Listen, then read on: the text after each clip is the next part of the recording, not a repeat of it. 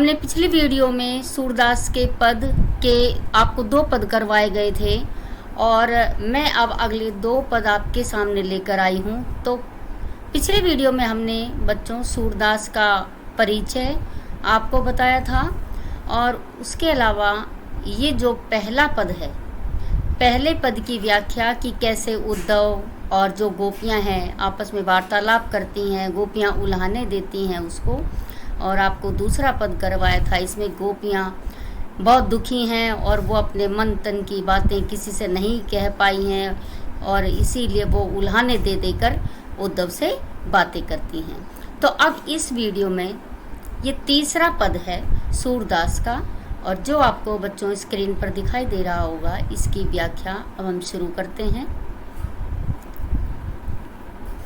हमारे हरि हारिल की लकड़ी मन क्रम वचन नंद नंदन और यह दृढ़ करी पकड़ी।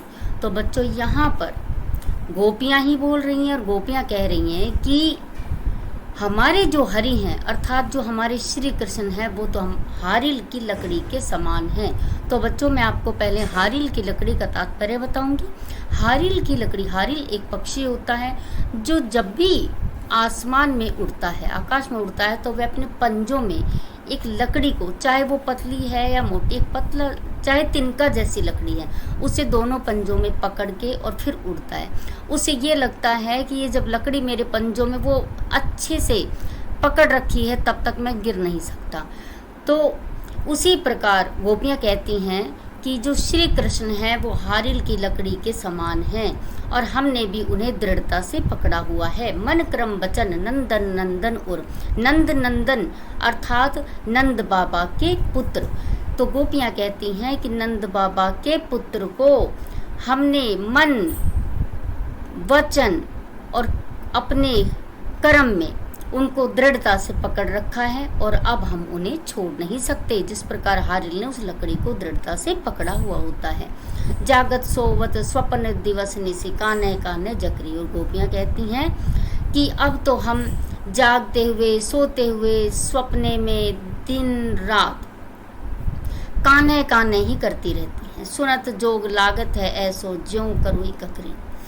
और कहती हैं कि ये उद्धव हमको बार बार योग संदेश सुनाता है और ये योग संदेश को सुनकर ऐसा लगता है जैसे कोई कड़वी ककड़ी खिला रहा हो। कड़वी ककड़ी के समान गोपियों ने योग के संदेश को बताया है। सू तो व्याधि हमको ले आए देखी सुनी ना करी, यह तो सूरती नहीं ले सौंपो जिनके मन चकरी। और गोपियाँ कहती हैं बच्चों कि सू तो व्याधि, कि ये जो व्याधि है, ये जो बीमारी है आप हमारे पास ले आए हो हे उद्धव, जो हमने ना तो कभी देखी है, ना सुनी है और ना कभी भोगी है। यह सूरदास जी बताते हैं कि गोपियाँ कहती हैं उद्धव से कि हे उद्धव, यह जो बीमारी है योग संदेश की, ये तो तिन्हीं ले सौंपो, कि ये तो उन लोगों को सौंप दो जिनके मन चक्री, जिनके मन चक्री के समान हैं अर्थात जिनके मन चंचल हैं। अब आप चौथे पैरे की व्याख्या देखें पद की।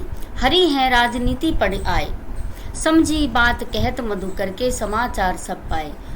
तो यहाँ पर गोपियाँ आपस में कहती हैं कि हमारे हरि ने, हमारी श्री कृष्ण ने लगता है अब राजनीति पढ़ ली है, समझी बात कहत मधुकर के समाचार पर सब पाए। क्योंकि मधुकर अर्थात उद्धव से जो हमें समाचार प्राप्त हुए हैं उसे सुनकर यह समझ में आता है कि हमारे हरि ने तो अब राजनीति पढ़ ली है। एक अति चतुर होते ही पहले ही अब गुरु ग्रंथ पढ़ाए। और गोपियाँ कहती हैं एक तो वो पहले ही चतुर था अर्थात चतुर कम नहीं था और अब तो उसने गुरु ग्रंथ भी पढ़ लिया है। किसने? वो श्री कृष्ण के बारे में बात करती हैं, अपने कान्हा के बारे में बात करती हैं। बड़ी बुद्धि जानी जो उनकी जोग संदेश पढ़ाए। और कहती हैं कि अब तो हमारे श्री कृष्ण जी की देखो बुद्धि कितनी बढ़ गई है, पहले ही चालाक थे लेकिन अब तो इतनी बुद्धि बढ़ गई है कि उन्होंने हमारे लिए योग के संदेश को पढ़ाने के लिए उद्धव को भेज दिया है। उद्धव भले लोग आगे के पर हित डोलत धाय। और गोपियाँ कहती हैं कि हे उद्धव, क्या तुम नहीं जानते कि भले लोग होते थे पहले के, अर्थात जो पहले के ज़माने के जो लोग होते थे वो बड़े भोले भाले होते थे, पर हित डोलत धाय, वो दूसरों के हित के कार्य करते थे, दूसरों के हित के काम करते करते मर जाते थे। अब अपने मन फेर पाहिए चरत जुगते चुराए, लेकिन अब तो अपनों ने ही मन फेर लिया है और वो चले गए हैं क्या करके, हमारे जी को जू हुते चुराए, हमारे जी को, हमारे मन को चुरा कर चले गए हैं, अर्थात अपनों ने ही अब तो मन फेर लिया है। ते क्यों अनीति करे आपुन, जे और अनीति छुड़ाए। और गोपियाँ कहती हैं, हे उद्धव, अब वो ही हमारे साथ बुरा क्यों कर रहे हैं, अनीति अर्थात बुरा, वो हमारे साथ अब बुरा क्यों कर रहे हैं, आपुन खुद, जे और अनीति छुड़ाए, जिनका काम ही दूसरों को अनीति से छुड़ाना है, जिनका काम बुराइयों को छुड़ाना है। राज धर्म तो यह सूर, जो प्रजा ने जाहि सताए। और हे उद्धव, सूरदास बताते हैं कि गोपियाँ उद्धव से कहती हैं कि हे उद्धव, राजा का तो धर्म तुम्हें पता है क्या होता है, कि राजा का धर्म तो यह होता है कि प्रजा सताई ना जाए, हर प्रकार से प्रजा की भलाई हो, लेकिन तुम्हारे राजा तो हमारे साथ ऐसा कर रहे हैं। तो बच्चों, ये आपकी व्याख्या सूरदास के पद की है।